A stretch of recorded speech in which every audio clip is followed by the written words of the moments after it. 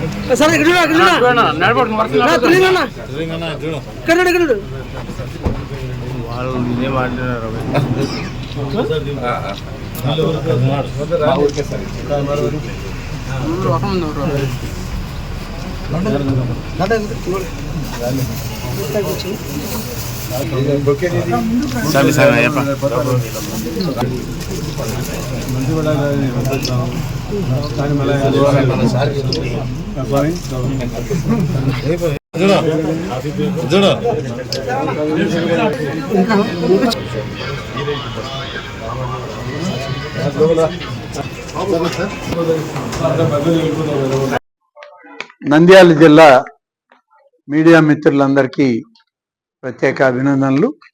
ఈరోజు మా సహచర సీనియర్ మంత్రివర్యులు ఫారూక్ గారితో కలిసి నంద్యాలలో ఈ మీడియా సమావేశంలో పాల్గొనడం అనేటువంటిది చాలా సంతోషంగా ఉంది.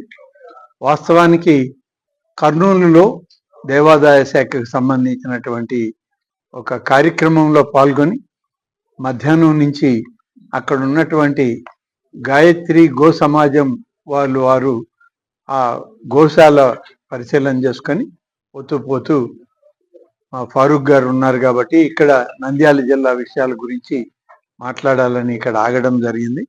ఈరోజు దేవాదాయ శాఖ ఒక ప్రత్యేక ప్రతిపత్తిని తీసుకొని పనిచేయడం జరుగుతూ ఉంది.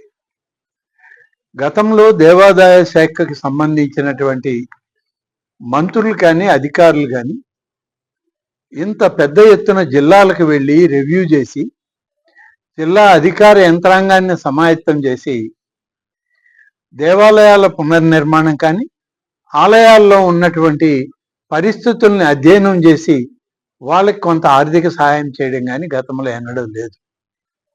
ఈరోజు కూటమి ప్రభుత్వంలో చంద్రబాబు నాయుడు గారు ముఖ్యమంత్రిగా, పవన్ కళ్యాణ్ గారు ఉప ముఖ్యమంత్రిగా వచ్చిన తర్వాత ఆధ్యాత్మిక రాష్ట్రాన్ని మనం ప్రత్యేక శ్రద్ధతో దీన్ని ఏర్పాటు చేయాలి అని చెప్పి అభివృద్ధి, సంక్షేమం, పారిశ్రామిక రంగం అభివృద్ధితో పాటు ఆధ్యాత్మిక రంగాన్ని కూడా అభివృద్ధి చేయాలనేటువంటిది ఈరోజు ముఖ్యమంత్రి గారి ఆలోచన, మా ప్రభుత్వం యొక్క విధానం. అందులో భాగంగా ఇవాళ దేవాదాయ శాఖలో ధూపదీప నైవేద్యం అనేటువంటిది ఒక ప్రత్యేకమైన పథకం. ఈ పథకాన్ని ప్రతి ఆలయంలో కూడా ఎక్కడైతే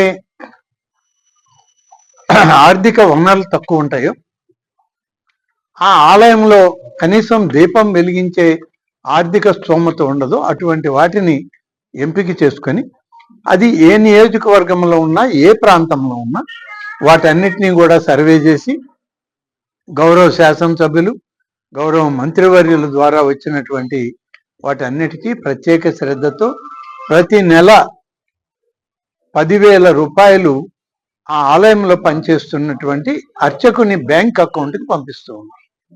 ఈ విధంగా మేము చేసినటువంటి ప్రక్రియ ఈ 1 సంవత్సరం 4 మాసాలు పూర్తయ్యే సమయంలో రాష్ట్రంలో ఉన్నటువంటి ధూపదీప నైవేద్యాలు 5,821 ఆలయాలకి ఈ పథకం అమలు చేస్తూ ఉన్నాం.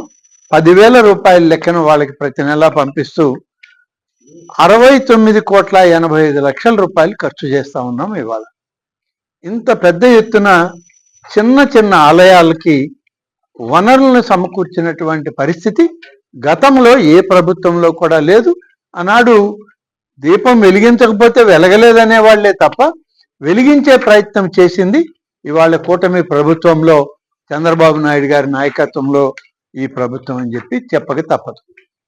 ఇక ప్రధానమైనటువంటి కార్యక్రమం కామన్ గుడ్ ఫండ్ అనేటువంటి దేవాలయాల యొక్క పునర్నిర్మాణం. పురాతనమైనటువంటి ఆలయాలు ఎవరో చక్రవర్తులు, రాజులు, జమీందారులు, ఆయా గ్రామాల్లో ఉన్నటువంటి స్థితిమంతులు కట్టిన ఆలయాలు ఇవాళ అవి పాడుబడిపోవడం, అవి కూలిపోవడం, అవి పూజకి అనర్హం కావడం, ఇలాంటి పరిస్థితులు ఉన్న ఆలయాలన్నిటినీ కూడా పునర్నిర్మాణం చేసి వాటిని ఆయా ప్రాంతాల్లో, గ్రామాల్లో భక్తులకి అందచేయాలనేటువంటి ఉద్దేశంతో కామన్ గుడ్ ఫండ్ అనేటువంటి ఒక ఫండ్ను మేము క్రియేట్ చేసుకొని దాంతో నిధులు సమకూర్చుకొని ఈరోజు రాష్ట్ర వ్యాప్తంగా ఆలయాలని పునర్నిర్మించడానికి ఇప్పటికే మంజూరులు ఇవ్వడం జరిగింది. కూడా దీన్ని ప్రస్తావన వచ్చింది.